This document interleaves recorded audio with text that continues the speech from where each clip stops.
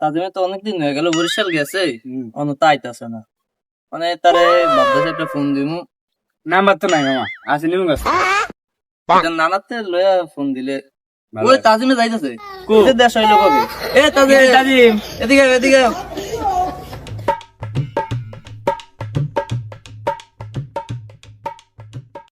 কিরে বেটা তো ভালো।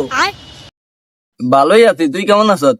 আইলি তো মনে হয় আজ প্রায় 1-1.5 বছর পরে আইছো, তাং করে মনে ভুলে আছো। যাই হোক, তো ব তুই না মামা তো করে বলবো কেমন দ্বারা থাকবই। আসো আসো বসো। টাকা দে বেটা। এদিকে আয়।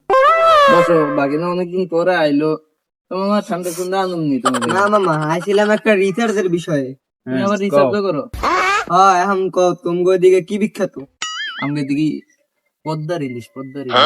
এ বেটা আমার খারো, একদিন খাওয়ানো। এ খারো কত না চাঁদপুরের বেটা। এ চশমা উল্টা ফিস কিরে।